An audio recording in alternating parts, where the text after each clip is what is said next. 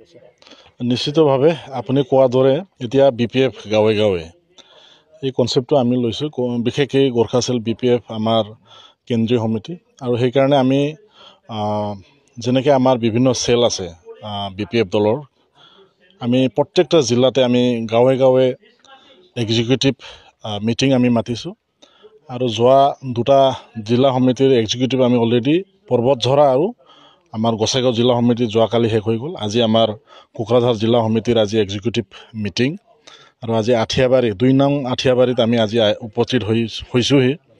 আৰু মুখ্য অতিথি ৰূপে আমাৰ দেৰহাছাত বসুমতাৰী ছাৰ তেখেত আজি উপস্থিত হৈছে, বিৰোধী দলপতি। লগতে আমাৰ কেন্দ্ৰীয় আমাৰ অবজাৰভাৰ কোঅৰ্ডিনেটৰ, চেলৰ কোঅৰ্ডিনেটৰ আমাৰ ধ্ৰুৱ কুমাৰ ব্ৰহ্ম নাৰ্জাৰী তেখেতে উপস্থিত হৈছে। আৰু আমাৰ কেন্দ্ৰীয় নেতৃত্বসকল এইখন সভাত উপস্থিত হৈছে। আৰু বিস্তৃত ৰূপত আমাৰ BTC অঞ্চলত বা বিশেষকৈ আমাৰ বড়োলেণ্ড অঞ্চলত থকা গোৰ্খাসকলৰ সমস্যাৰ বিষয়ে আমি ইয়াত কেনেকৈ সমাধান কৰিব পাৰি, গোৰ্খাছেল BPFে মাননীয় শ্ৰীযুত হাগ্ৰামা মহিলাৰী BPF দলৰ সভাপতিৰ নিৰ্দেশ অনুযায়ী আমি আজি ইয়াত উপস্থিত হ'ব পাৰিছোঁ।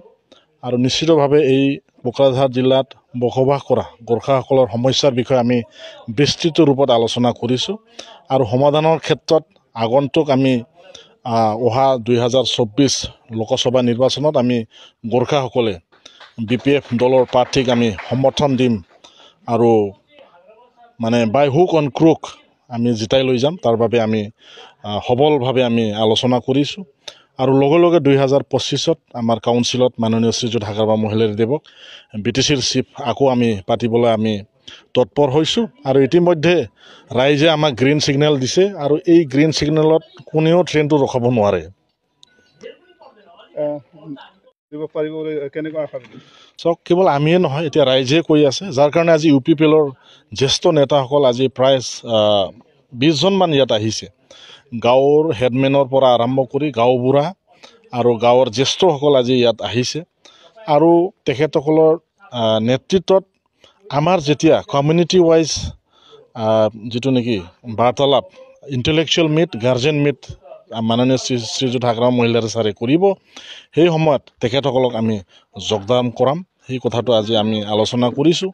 আৰু নিশ্চিতভাৱে আজি গোৰ্খা চেল, ৰাজবংশী চেল, আমাৰ আদিবাসী চেল, নাথযোগী চেল, মাইনৰিটি চেল লেকে কৰি বেংগলী চেল আদিকে কৰি এই চেলে আজি বিভিন্ন জাতি জনগোষ্ঠীৰ সমস্যাবোৰ দাঙি ধৰিবৰ বাবে মাননীয় শ্ৰীযুত হাগ্ৰামা মহিলাৰী আমাক সুযোগ দিছে।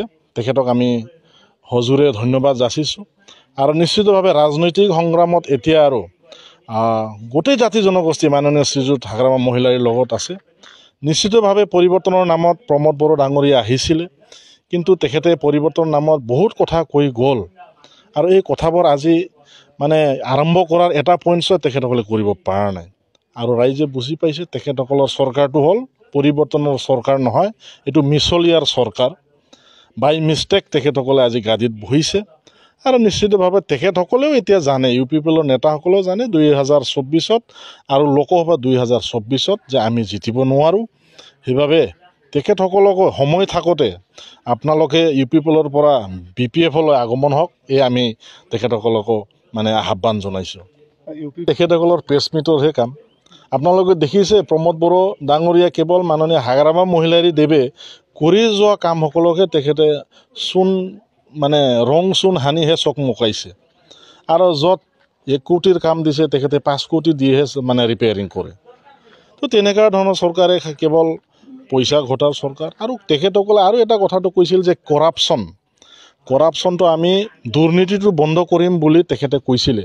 কিন্তু আজি BTC বা BTR একৰ্ড হোৱাৰ পিছত, প্ৰমোদ বড়ো চৰকাৰ গঠন হোৱাৰ পিছতে আজি দুৰ্নীতিয়ে দুৰ্নীতি, BTCত পদে পদে দুৰ্নীতি।